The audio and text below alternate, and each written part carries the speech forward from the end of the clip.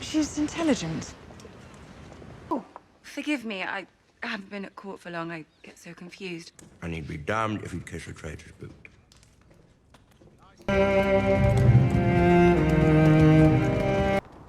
Terrible things happen to your family and you weep. You sit alone. You were the king's guard to Renly Baratheon, weren't you? Until his last day. From Mance Raider's army. We will never forget that. But it's a question of... Complicated, man. But he wants to do what's right for the Seven Kings.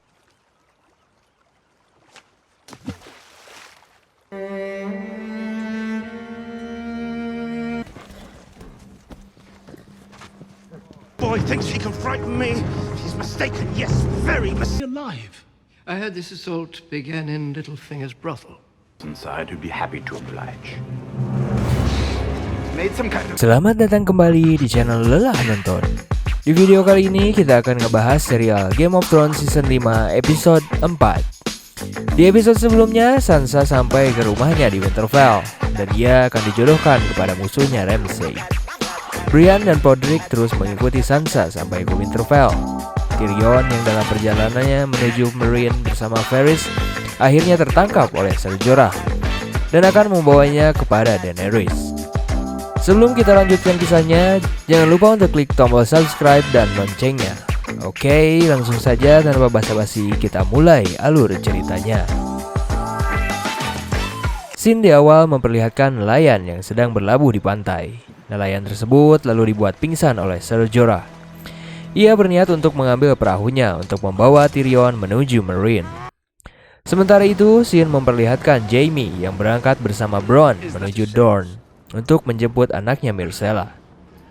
Di dalam kapal, Bronn menceritakan kepada Jaime pengalamannya ketika ia berada di Dorne. Bronn lalu menanyakan mengapa Jaime harus datang seorang diri untuk menjemput anak tersebut. Mengapa ia tidak mengirimkan pasukan ke Dorne untuk melakukan hal itu. Bronn juga menanyakan apakah ia telah membebaskan Tyrion. Namun Jaime mengatakan bahwa Varys lah yang membebaskannya. Jaime juga mengatakan bahwa ia akan membunuh Tyrion ketika ia bertemu dengannya karena telah membunuh ayah mereka.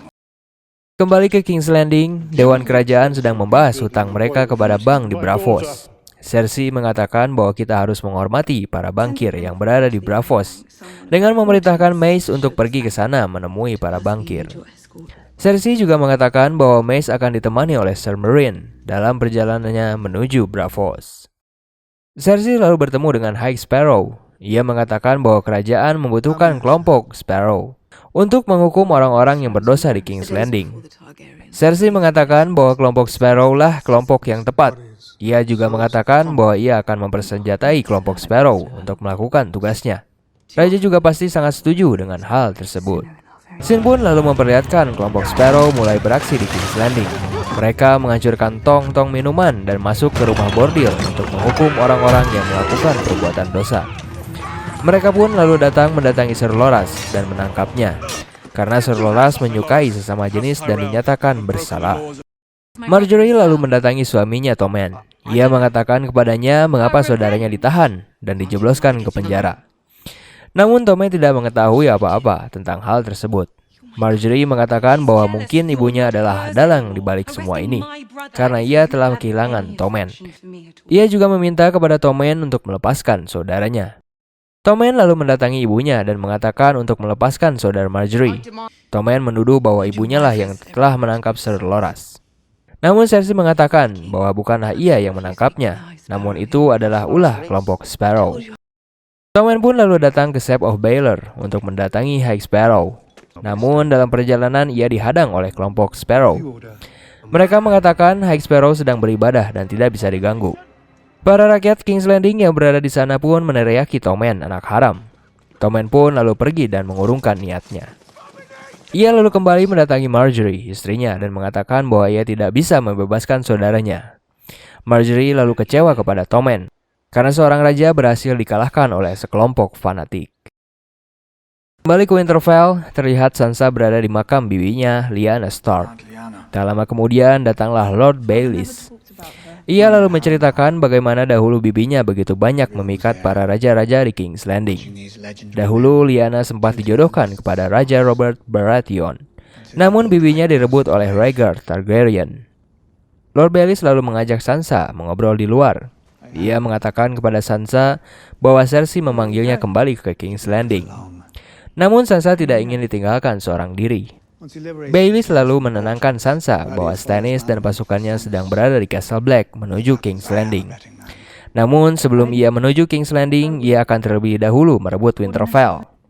Stannis membutuhkan orang utara untuk mendukungnya, dan ia kemungkinan akan mengangkat Sansa menjadi penguasa utara. Scene pun berpindah ke Castle Black. Selyss mengatakan kepada Stannis bahwa ia terlalu melebih-lebihkan Jon Snow. Ia hanyalah seorang anak haram. Selyss juga merasa bersalah karena ia tidak bisa memberikan Stannis seorang putra. Namun, ia hanya bisa memberikan kelemahan dan kecacatan. Melisandre pun memotong obrolan mereka. Ia mengatakan bahwa kecacatan tidaklah penting di mata Lord of Light. Yang terpenting adalah di dalam darahnya mengalir darah seorang raja. Scene pun memperlihatkan Jon sedang memberikan tanda tangan di surat yang akan dikirimkan kepada raja-raja di King's Landing untuk meminta bantuan pasukan ke Castle Black. Jon pun berhenti memberikan tanda tangannya kepada satu surat, karena surat tersebut akan ditujukan untuk Lord Bolton yang berada di Winterfell. Namun Sam mengingatkan Jon bahwa kita kekurangan pasukan makanan dan pasukan. Akhirnya Jon terpaksa memberikan tanda tangannya. Tak lama kemudian lalu datanglah Melisandre. Ia mengatakan kepada Jon Snow bahwa ia harus ikut bersamanya menuju selatan, karena ialah yang mengetahui kelemahan-kelemahan para raja di King's Landing. Namun Jon tetap menolak tawaran tersebut. Melisandre lalu menggodanya dan mengajaknya untuk berhubungan dengannya. Namun Jon menolak ajakan Melisandre. Sementara itu, Shireen mendatangi ayahnya. Shireen menanyakan kepada ayahnya apakah ia malu terhadapnya. Stannis selalu menceritakan ketika Shireen pertama kali lahir ke dunia dan mendapati penyakit yang ada di wajahnya. Semua orang menyarankan untuk mengirim Shireen menuju Valyria, namun Stannis menolak. Ia memanggil semua tabib di seluruh negeri untuk mengobati anaknya. Karena hal tersebut bukanlah tindakan yang pantas, Shireen tetaplah putri dari klan Baratheon. Scene pun memperlihatkan Jaime dan Bronn yang hampir sampai di Dorne. Bronn mendayung seorang diri karena Jaime hanya memiliki satu tangan. Keesokan paginya sebelum melanjutkan perjalanan, mereka lalu menceritakan dalam kondisi seperti apa mereka akan mati nanti. Mereka pun lalu melanjutkan perjalanan dan bertemu dengan pasukan Dorne. Bronn mengatakan kepada para pasukan Dorne bahwa perahu mereka terbalik dan mereka tersesat.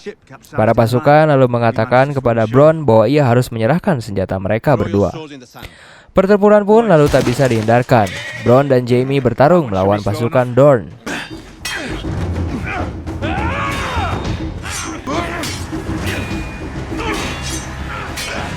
Akhirnya mereka lalu bisa mengalahkan pasukan tersebut. Jaime menyarankan untuk mengubur mayat-mayat itu agar tidak diketahui oleh Dorne, karena ia datang bukanlah untuk memulai perang. Scene pun memperlihatkan Ellaria mendatangi Sand Snake. Sand Snake adalah anak-anak haram dari Pangeran Oberyn. Mereka adalah Obara, Nymeria, dan Tien. Ellaria mengatakan bahwa kita harus membalaskan dendam atas kematian Oberyn, karena Doran hanya bisa meratapi kematian Oberyn dan tak bisa berbuat apa-apa. Nymeria lalu mengatakan kepada Ellaria bahwa ia menangkap seorang kapten kapal dan ia mengatakan bahwa ia menyelundupkan Jaime ke Dorne. Ellaria lalu mengatakan bahwa Jaime datang untuk mengambil Myrcella. Mereka pun lalu memilih untuk bergabung untuk memulai peperangan atas kematian ayah mereka, Oberyn. Sementara itu, Scene memperlihatkan Ser Jorah yang membawa Tyrion menuju Meereen. Tyrion terus saja berbicara, namun mulutnya disumpal oleh kain. Ser Jorah lalu membukakan sumpalan mulutnya. Tyrion lalu mengatakan bahwa Ser Jorah salah arah. Ser Jorah lalu mengatakan bahwa ia tidak akan membawa Tyrion ke King's Landing. Ia akan membawa Tyrion kepada Daenerys. Tyrion mengatakan bahwa penculikannya sia-sia karena Tyrion juga akan pergi menuju Meereen. Tyrion lalu menuduh bahwa Ser Jorah adalah seorang pengkhianat. Mengapa seorang penasihat ratu harus melayani ratu jauh dari sisinya? Mendengar hal tersebut, Ser Jorah lalu memukul Tyrion dan membuatnya pingsan. Scene lalu berpindah ke Meereen. Di scene tersebut memperlihatkan Daenerys yang sedang mengamati kota Meereen. Ser Barristan lalu menceritakan ayahnya Daenerys dahulu bahwa kebiasaannya adalah ke tengah kerumunan rakyat dan bernyanyi. Tak lama kemudian datanglah Daario dan mengatakan kepada Daenerys bahwa Hisdar sudah menunggunya di ruang pertemuan. Hisdar tetap menginginkan gelanggang pertempuran tetap dibuka karena itu adalah tradisi yang sudah menjadi kebiasaan di kota Meereen. Hisdar mengatakan bahwa itulah jalan satu-satunya untuk dapat merangkul kota Meereen dan kota-kota lainnya.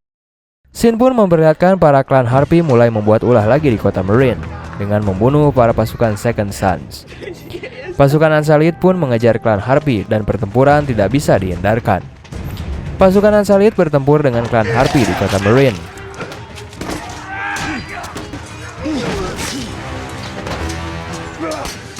Ser Barristan yang sedang berjalan di kota menemukan ada yang tidak beres. Ia pun lalu mendatangi tempat pertempuran. Sementara itu banyak pasukan Unsullied yang tewas akibat serangan klan Harpy. Tinggallah Grey Worm yang masih tersisa dan dikepung oleh pasukan Harpy. Akhirnya Ser Barristan pun datang. Namun tetap mereka kalah jumlah. Akhirnya klan Harpy berhasil menusuk Ser Barristan di tempat tersebut. Dan akhirnya Ser Barristan pun tewas. Berakhir sudah episode keempat dari season kelima serial Game of Thrones ini. Ikuti terus kelanjutan kisahnya dan jangan lupa untuk subscribe, like, and comment. Tetap di channel Lelah Nonton.